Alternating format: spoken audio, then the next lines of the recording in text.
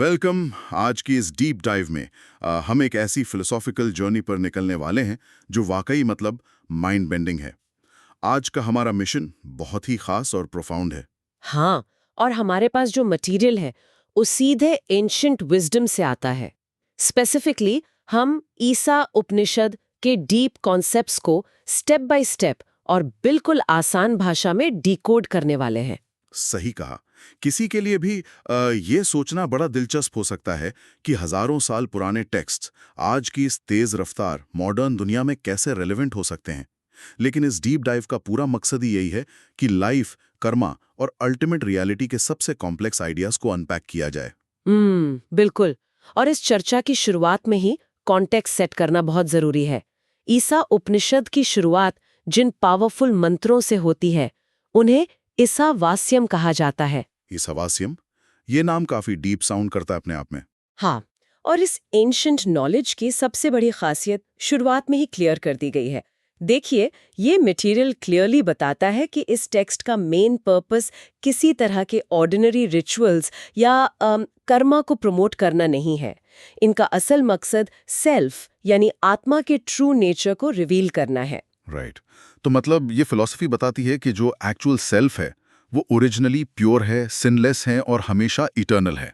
ये कोई ऐसी चीज नहीं है जिसे बाहर के किसी एक्शन या फिजिकल रिचुअल से बनाया या प्यूरिफाई किया जा सके। एग्जैक्टली। इस फिलॉसफी को डीपली समझने वाले ये रियलाइज करते हैं कि आत्मन या सेल्फ का नेचर बिल्कुल अलग है उन आम एक्शंस या डिजायर से जो ऑर्डिनरी लाइफ में लोग ब्लाइंडली फॉलो करते हैं।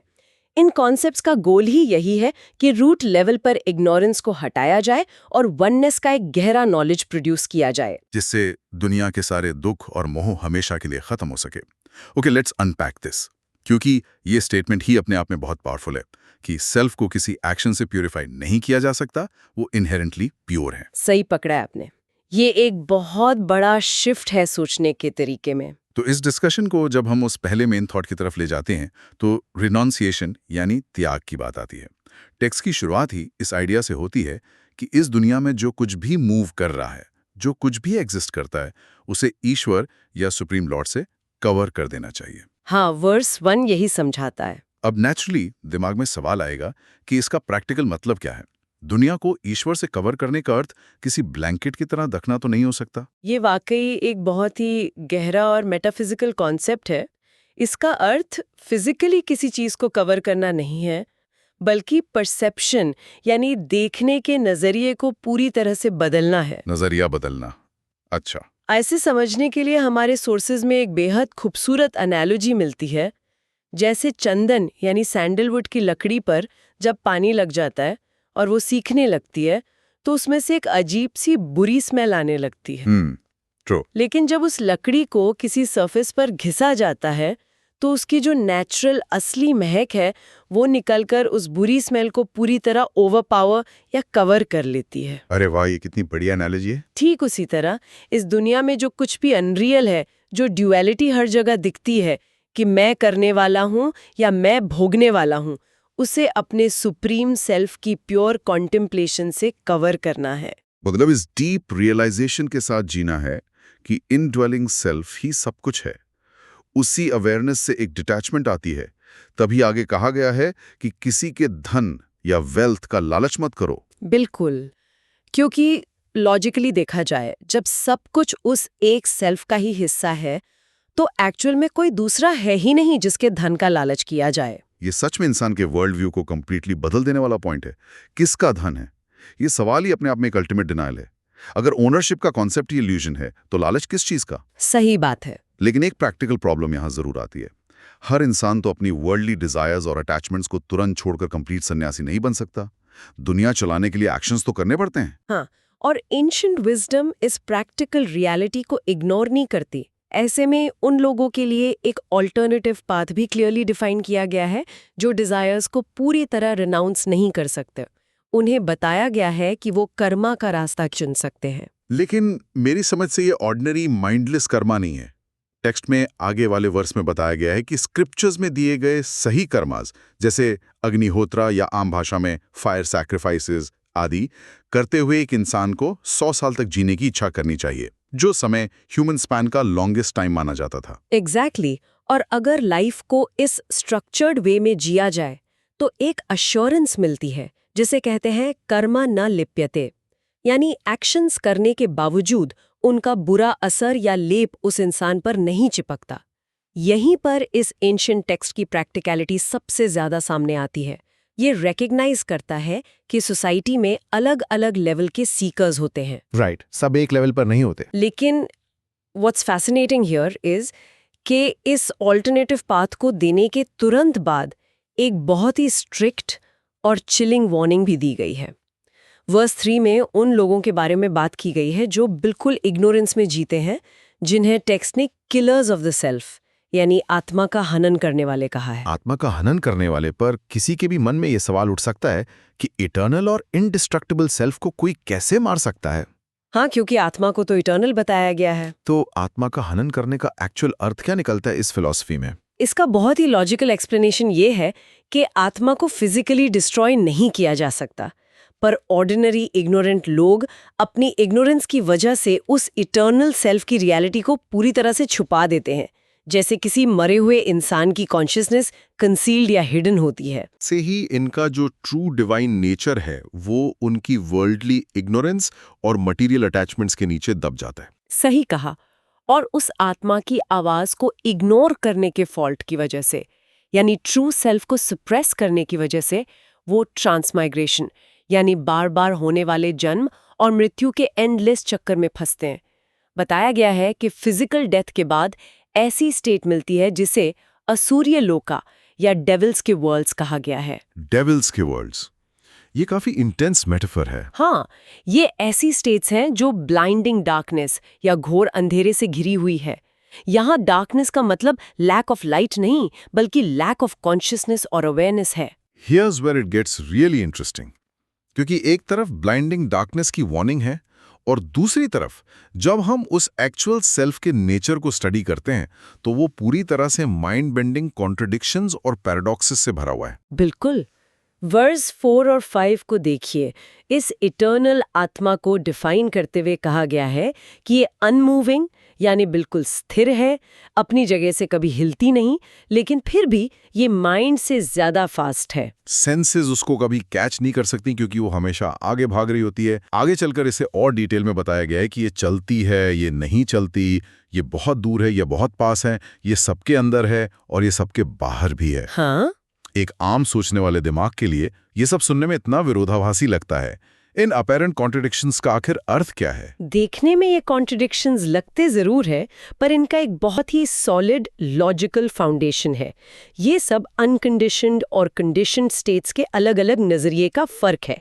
अपने प्योर अनकंडीशनड एस्पेक्ट में सेल्फ हमेशा वन और अनमूविंग है, यानी उसमें कोई मोशन या बदलाव नहीं होता। तब ये पर्सपेक्टिव बदल जाता है। एग्जैक्टली। दिमाग या माइंड को यहाँ एक लिमिटिंग फैक्टर की तरह समझाया गया है।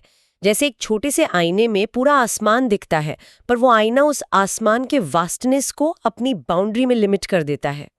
दिमाग की स्पीड इतनी तेज होती है कि वो एक पल में यूनिवर्स के किसी भी कोने में पहुंच सकता है। लेकिन दिमाग कितनी भी तेजी से वहां पहुंचे, सेल्फ वहां पहले से ही मौजूद होती है, क्योंकि वो स्पेस की तरह हर जगह व्याप्त है। यही लॉजिक है। इसलिए कहा गया है कि ये माइंड से भी फास्टर है, क्योंकि जहां माइंड पहुंचता है, कॉन्शियसनेस वहां ऑलरेडी होती है। समझ आया। क्योंकि वो एग्जिस्टेंस का बेस है, तो ऐसा लगता है जैसे उसने हर फिजिकल और मेंटल एलिमेंट को पीछे छोड़ दिया हो, और दूर है और पास है का कॉन्सेप्ट भी इसी से जुड़ा लगता है। बिल्कुल। जो लोग मटेरियलिज्म में पूरी तरह खो चुके हैं, उनके लिए हजारों साल की कोशिश के बाद भी ये रियलिटी अनरीचेबल है, इसलिए उनके लिए ये बहुत दूर है। लेकिन जो ज्ञानी हैं, जो अपनी अवेयरनेस को टर्न इनवर्ड करते हैं, उनके लिए उनका अपना कोर एग्जिस्टेंस ही तो है, तो उससे ज्यादा पास और क्या हो सकता है। और इसी इंटरकनेक्टेडनेस को समझाने के लिए हमारे पास मातृस्वा का कंसेप्ट आता है, जिसका अर्थ है एयर या प्राणा। हाँ, मातृस्वा। ये प्राणा ही सारी वर्ल्डी एक्टिविटीज और लाइफ फोर्सेस को यूनिवर्स में सपोर्ट और सस्टेन करता है। लेकिन ये तभी पॉसिबल है जब आत्मन यानी इटर्नल कॉन्शियसनेस एक फर्म फाउंडेशन की तरह वहां एग्जिस्ट करती हो। आत्मन की साइलेंट मौजूदगी के बिना यूनिवर्स की कोई लाइफ फोर्स एक्ट नहीं कर सकती। तो इस डीप फाउंडेशन को समझने का एक नॉर्मल इंसान की साइकोलॉजी पर क्या असर पड़ता है, वो 6 और 7 इस पर रोशनी डालते हैं। एकदम सही। और जो असर पड़ता है वो कमाल का है। जब कोई इस वननेस को कंप्लीटली देख लेता है, तब रिजल्ट होता है absolute freedom from psychological suffering. जो इंसान इस पूरी मैनिफेस्टेड रियलिटी को, चाहे वो इमूवेबल ऑब्जेक्ट्स हों या लिविंग बीइंग्स, सबको अपने सेल्फ के अंदर देखता है और अपने सेल्फ को बाकी सब के अंदर देखता है। तो उसके अंदर से हेट्रेड यानी नफरत हमेशा के लिए जड़ से उखाड़ जाती है, क्योंकि नफरत तो तभी एग्जिस्ट करती है जब सामने वाले को खुद से अलग, एलियन और थ्रेट समझा जाए। जब सब कुछ एक ही कॉन्शियसनेस का हिस्सा हो गया, तो नफरत किससे होगी? ऐसे वननेस को एक्सपीरियंस करने वाले के लिए एक क्लियर प्रोफाउंड सवाल है, उसके अंदर कौन सा मोह और कौन सा शोक बचेगा? जब दूसरे के खिलाफ एक्शन लेने का बीज ही नहीं बचा, तो डिल्यूजन और सौरो का अस्तित्व ही खत्म हो जाता है। ये सेल्फ रियलाइजेशन की अल्टीमेट स्टेट लगती है, पर इस स्टेट में जो सेल्फ एक्सपीरियंस होता है, उसकी स्पेसिफिक क्वालिटीज क्या हैं? वर्स 8 में हमारे सोर्सेज इस आत्मा को एक ऐसी एंटिटी के रूप में डिस्क्राइब करते हैं जो कंप्लीटली प्योर और रिस्प्लेंडेंट है। हाँ, इसे अकायम यानी बॉडीलेस और अवराणम यानी विदाउट वूंड कहा गया है। इसका अर्थ ये निकलता है कि कॉन्शियसनेस की कोई फिजिकल बॉडी या नसें नहीं है जिसे हर्ट किया जा सके। ये कंप्लीटली टेंटलेस है, जिसमें इग्नोरेंस की कोई इम्प्योरिटी नहीं होती, और ये दुनिया की किसी भी पाप या पुण्य से अनटच्ड है। इसे ओमनिशिएंट लॉर्ड या कवि भी कहा गया है, जो सब कुछ जानने वाला और पास्ट, प्रेजेंट, फ्यूचर को देखने वाला है। ये माइंड का रूलर है और ट्रांसेंडेंट होने के साथ साथ सेल्फ एग्जिस्टेंट है। बात वही घूम कर आती है कि हम किसी फिजिकल या मटेरियल आइडेंटिटी की बात नहीं कर रहे, बल्कि उस अल्टीमेट अवेयरनेस की बात कर रहे हैं जो प्योर और अनब्रेकेबल है। सही पॉइंट है। So what does this all mean? हमने कंप्लीट रिनंसिएशन यानी त्याग का कॉन्सेप्ट देखा, और फिर रिचुअल्स या कर्मा वाला ऑल्टरनेटिव रास्ता भी देखा। लेकिन इस एंशिएंट टेक्स्ट में थोड़ा आगे बढ़ने पर एक बहुत बड़ा कंफ्यूजन या एपरेंट कॉन्ट्रडिक्शन सामने आता है। The great confusion. एग्जैक्टली। बताया गया है कि जो लोग सिर्फ अविद्या यानी रिचुअल्स और मटीरियलिस्टिक कर्मा की पूजा करते हैं, वो ब्लाइंडिंग डार्कनेस या अंधेरे में जाते हैं। यहां तक तो लॉजिक बिल्कुल समझ आता है, लेकिन उसके बाद जो क्लेम है वो कंप्लीटली शॉक करता है कि जो लोग सिर्फ विद्या यानी मेडिटेशन और स्पिरिचुअल कॉन्टेम्पलेशन में लगे हैं, वो उससे भी ज्यादा बड़े अंधेरे में जाते हैं। सुनने में अजीब लगता है ना? ये तो पहली बार पढ़ने में किसी का भी दिमाग घुमा दे। अगर मेडिटेशन और विद्या अच्छी चीज है, तो वो किसी को ग्रेटर डार्कनेस में कैसे धकेल सकती है? This raises an important question, और एंशिएंट कमेंटेटर्स ने इस एग्जैक्ट पैराडॉक्स पर बहुत डीपली फोकस किया है। इस अपैरेंट कंफ्यूजन को सॉल्व करने की टेक्स्ट में आगे दी गई है। यहाँ एसेंशियली विद्या और अविद्या दोनों को अकेले इंडिविजुअली परस्यू करने को स्ट्रांगली रिजेक्ट किया जा रहा है, और उनके प्रैक्टिकल कॉम्बिनेशन पर जोर दिया जा रहा है। ओके, पर इन टर्म्स का एग्जैक्ट मीनिंग क्या है यहाँ? यहाँ टर्म्स का मतलब क्लियर करना जरूरी है। इस स्पेसिफिक कॉन्टेक्स्ट में विद्या का मतलब सुप्रीम सेल्फ का अल्टीमेट नॉलेज नहीं है, बल्कि देवताओं की उपासना या मेडिटेशन ऑफ डीटीज है, और अविद्या का मतलब है वर्ल्डली ड्यूटीज और रिचुअल्स। अच्छा, तो अगर कोई इंसान बिना सोचे समझे सिर्फ कर्मा करता है, तो वो मटेरियल इग्नोरेंस में है, इसलिए अंधेरे में है। एग्जैक्टली। पर अगर कोई अपनी जरूरी ड्यूटीज छोड़कर बिना माइंड को प्यूरिफाई किए सिर्फ मेडिटेशन कर रहा है और ईगो में जी रहा है कि वो बहुत स्पिरिचुअल है, तो वो बेसिकली एस्केपिज्म कर रहा है, अपनी रिस्पॉन्सिबिलिटी से भाग रहा है। इसलिए कहा गया है कि वो और भी ज्यादा बड़े अंधेरे में जा रहा है। राइट। तो फॉर्मूला क्या निकल कर आता है? इन दोनों सीमिंगली ऑपोजिट फोर्सेस को कंबाइन कैसे किया जाना चाहिए एक नॉर्मल इंसान की लाइफ में? फॉर्मूला बिल्कुल बैलेंस और प्रैक्टिकलिटी पर बेस्ड है। वर्स 11 में बताया गया है कि इन दोनों को एक साथ परफॉर्म किया जाना चाहिए। अविद्या यानी रिक्वायर्ड एक्शंस और ड्यूटीज के जरिए एक इंसान मृत्यु, जिसका मतलब यहाँ ऑर्डिनरी डिजायर्स, सेल्फिश मोटिव्स और उनकी लिमिटेशंस है, उसको पार करता है। और जब कर्मा से डिसिप्लिन और प्यूरिटी आ जाती है, तब विद्या यानी फोकस्ड मेडिटेशन के जरिए वो इमॉर्टैलिटी हासिल करता है। सही कहा। हालांकि यहाँ जिस इमॉर्टैलिटी की बात हो रही है, वो एब्सोल्यूट अल्टीमेट लिबरेशन नहीं है, बल्कि डिवाइन रेल्म्स या देवताओं के साथ एक यूनिटी अचीव करना है। तो एसेंशियली सेल्फलेस एक्शन और डीप मेडिटेशन एक दूसरे के विरोधी नहीं बल्कि पूरक हैं। इन्हें कंबाइन करना ही सही और बैलेंस्ड मार्ग है उन लोगों के लिए जो लाइफ को एक एवोल्यूशन की तरह अप्रोच कर रहे हैं। ये बैलेंस मेंटेन करने वाली बात फिलॉसफी से ज़्यादा एक प्रैक्टिकल लाइफ लेसन लगती है। और इंटरेस्टिंग बात यह है कि इस सेम पैटर्न को, इस कंबाइनिंग फोर्स को वर्स 12 से 14 में एक और मैसिव कॉन्सेप्ट पर अप्लाई किया गया है। मैनिफेस्टेड रियलिटी यानी संभूति और अनमैनिफेस्टेड रियलिटी यानी असंभूति या प्रकृति। बिल्कुल सेम लॉजिक वहां भी लगता है। जो दुनिया हमारी आंखों के सामने है, जो फिजिकल फॉर्म्स हैं, वो मैनिफेस्टेड हैं, और जो फॉर्मलेस प्राइमल सोर्स है जहां से सब आता है, वो अनमैनिफेस्टेड है। यहां भी वही चेतावनी दी गई है कि अगर कोई सिर्फ मटीरियल मैनिफेस्टेड दुनिया की ही पूजा करता है तो अंधेरे में जाएगा, और अगर कोई सिर्फ अनमैनिफेस्टेड वॉइड को वर्शिप करता है तो उससे भी बड़े अंधेरे में। एग्जैक्टली बैलेंस का पैटर्न यहाँ भी सेम अप्लाई होता है। असंभूति, जिसे प्रकृति या अव्यक्ता भी कहा गया है, वो सीड कॉज है जिससे सब पैदा होता है, और संभूति वो मैनिफेस्टेड इफेक्ट है जिसे कई बार हिरण्यगर्भा का नाम दिया गया है। तो इसका मतलब है इस मटीरियल दुनिया के एक्सपीरियंसेस से भागना नहीं है। नहीं भागना है इंसान को डिस्ट्रक्शन, जो इस मैनिफेस्टेड रियलिटी का सबसे बड़ा सच है कि हर चीज नष्ट होती है, उस एट्रीब्यूट के तजुर्बे से डेथ और ह्यूमन लिमिटेशंस को क्रॉस करना होता है।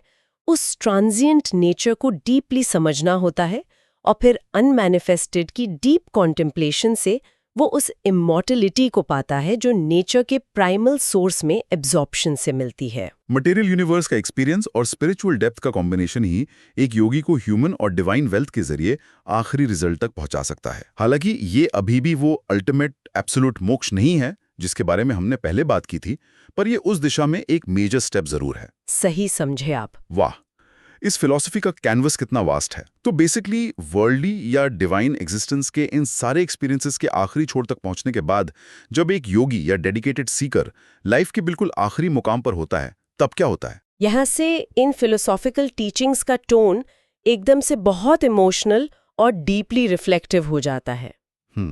हम उस final journey the ultimate deathbed prayer के बारे में पढ़ते हैं।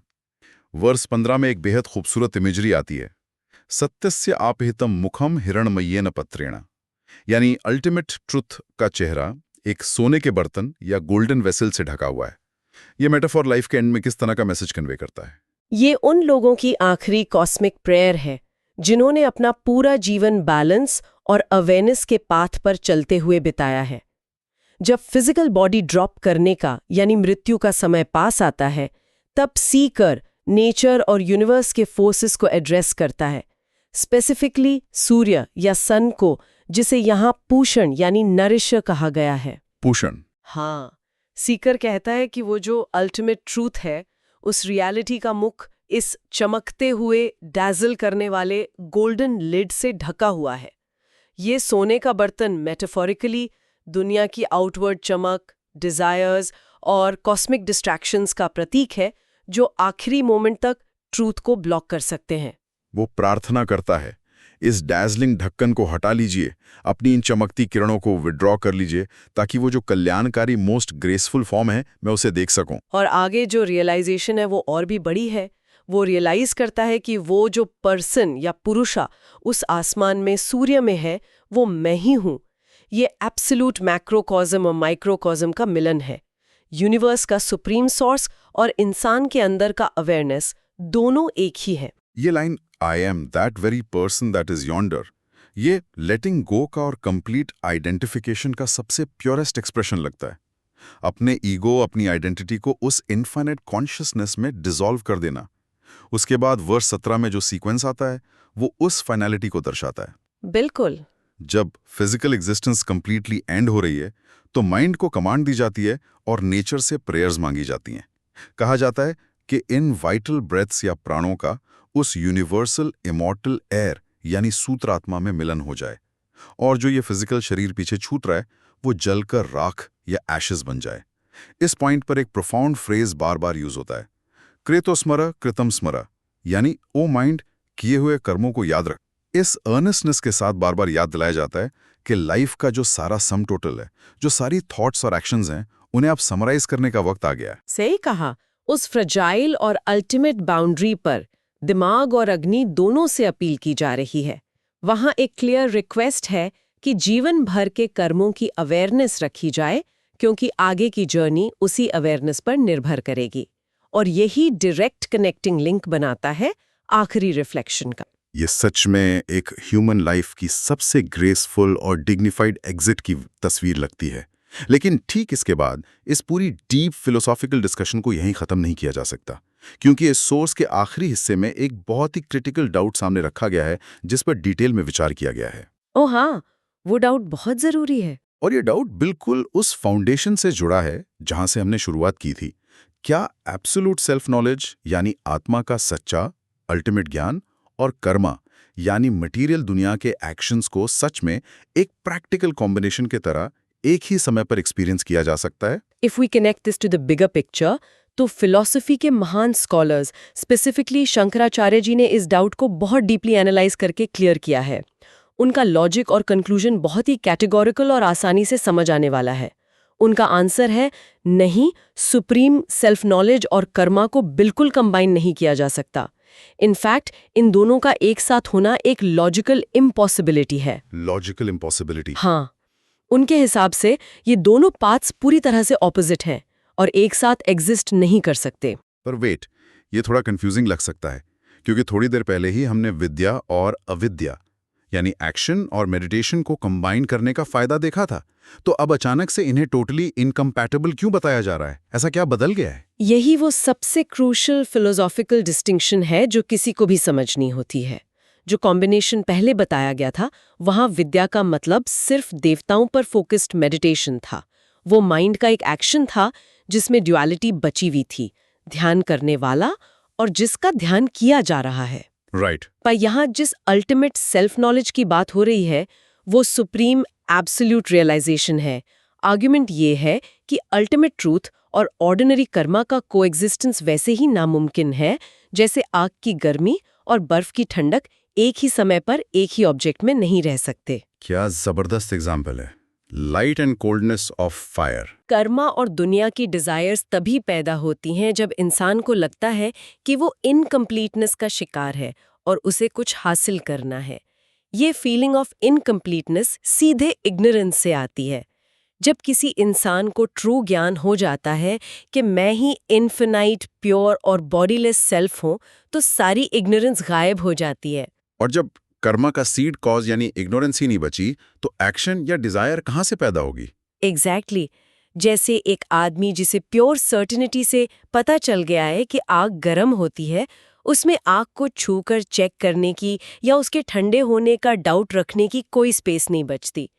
इसी तरह प्योर नॉलेज और एक्शन बिल्कुल ऑपोजिट स्टेट ऑफ एग्जिस्टेंस है। ये लॉजिक वाकई में पीसेस को एक साथ परफेक्टली जोड़ देता है।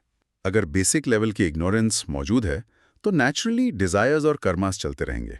और एक पॉइंट पर जब अल्टीमेट नॉलेज प्रकट हो जाता है, तो कार्मिक एक्शन का बेसिस खुद ब खुद डिसॉल्व हो जाता है। ठीक वैसे ही जैसे रोशनी आने पर अंधेरा नेचुरली गायब हो जाता है। बिल्कुल ठीक सम अप किया आपने। चलिए, तो फिर आज के इस इनक्रेडिबल और डिटेल पैक्ड डीप डाइव के मेन टेकअवेज को क्विकली समराइज कर लेते हैं। हमने एक्सप्लोर दिया कि किस तरह ये एंशिएंट मटेरियल सुपरफिशियल एक्शन से परे देखने को कहता है और ट्रू सेल्फ के नेचर को दिखाता है। हमने रिनंसिएशन और डिसिप्लिन से भरे कर्मा के अलग अलग लेवल समझे। और हमने उन माइंड बेंडिंग कॉन्ट्रडिक्शंस को सुलझाया जो आत्मा के एब्सोल्यूट नेचर को दर्शाते हैं, और देखा कि जब कोई इंसान उस वननेस को पहचान लेता है, तो उसकी जिंदगी से सारी नफरत और दुख हमेशा के लिए मिट जाते हैं। सही बात है। और आखिरी हिस्से में हमने उस प्रोफाउंड फाइनल जर्नी को डीपली महसूस किया, जहां लेट गो की आखिरी स्टेट में ट्रूथ का ढक्कन हटाने की प्रेयर्स होती हैं।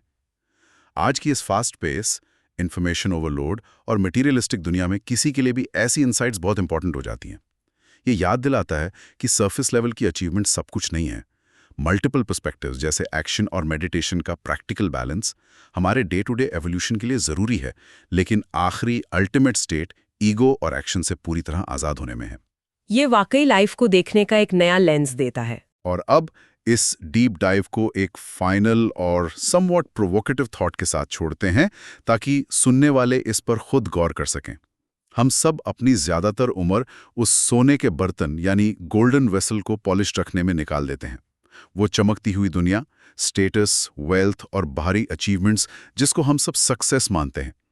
लेकिन सोचकर देखिए, अगर वो सोने का बर्तन ही वो असल डिस्ट्रैक्शन हो, वो डैज़लिंग लिड हो जो हमें हमारे अंदर मौजूद अल्टीमेट ट्रूथ और शांति को देखने से रोक रहा हो, अगर वो लिड इतनी इफेक्टिवली सब कुछ हाइड कर रहा है, तो क्या हम कभी उस चमक दमक को हटाने की हिम्मत कर सकते हैं? ये थॉट वाकई डीपली प्रोवोक करता है। एकदम सही जगह पर छोड़ा इसको। इस बेहद गहरे और क्लियर थॉट के साथ आज की इस डीप डाइव को यहीं विराम देते हैं। इस लंबी और इंटेंस डिस्कशन में जुड़े रहने के लिए बहुत बहुत धन्यवाद। शुक्रिया। ये डेफिनेटली दिमाग के बंद दरवाजे खोलने वाली चर्चा रही। अलविदा।